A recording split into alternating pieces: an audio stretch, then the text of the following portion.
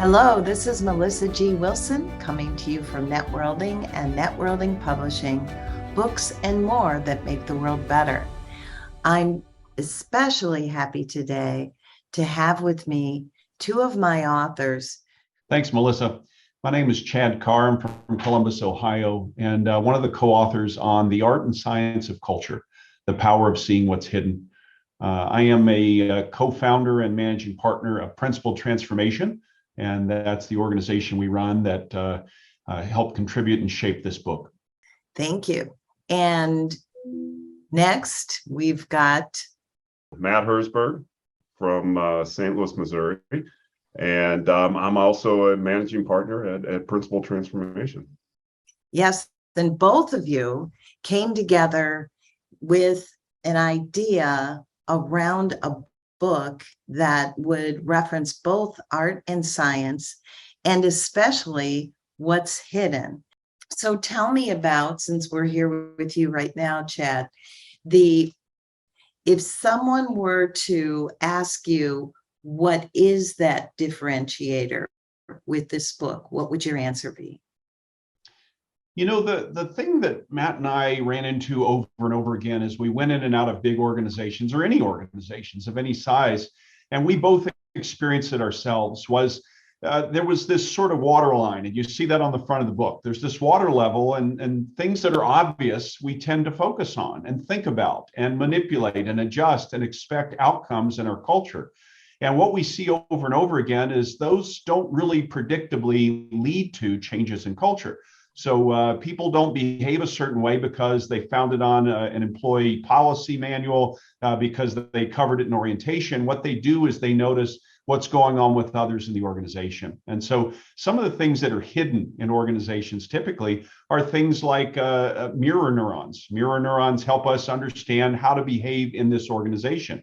They're constantly monitoring around us, consciously and subconsciously, what's going on, how do I do this, what works, what doesn't work, and that's really what we learn from. So Melissa, this obvious thing to us now is still hidden to most people, and the reason we wrote the book is to make it obvious to others. So what's hidden today for a lot of folks as they work through this book and practice this back at work a bit, they'll start to notice these things going on. Why do people tend to show up to meetings on time?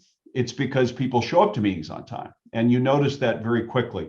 Why do people tend to be late to meetings? It's because other people tend to be late to meetings, and it's accepted, and we generally accept that and move on. So we start to notice these subtle things that are so clear and obvious to Matt and I now. We want other leaders to be able to see those patterns, notice those subtle little things in your culture that are going on, that are signaling to others how people should behave and work together.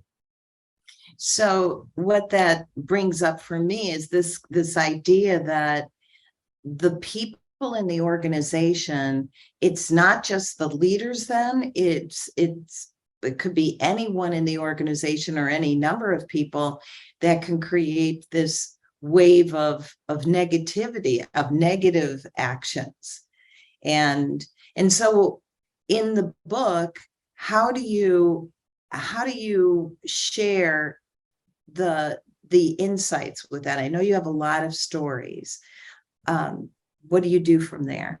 So, what I would add to Chad's answer to that question was, the other thing that we saw is that there seems to be in most organizations just something that's missing, right? There's this lack of traction. People are working very hard and they got some really good ideas, but they're just not gaining any ground, and they work at these things year after year and very hard. And so that was one of the things that I always found curious in organizations, not only when I was an executive in an organization, but also now as a consultant. I see it over and over.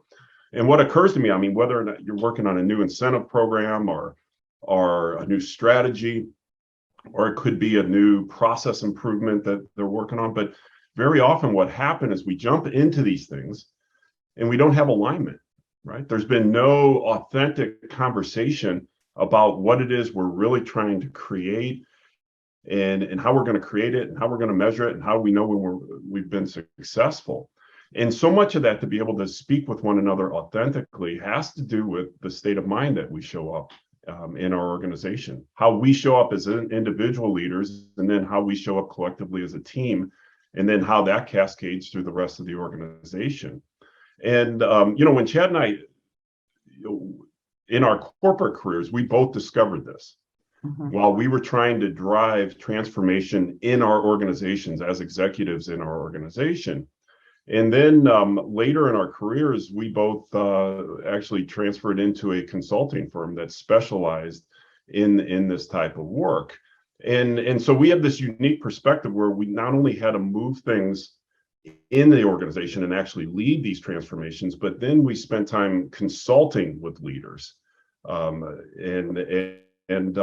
we did that, for about 6 or 7 years. And what we realized over and over is that we just saw how these really basic structures were just not there. And so that's one of the reasons why, first of all, we decided to form our own firm.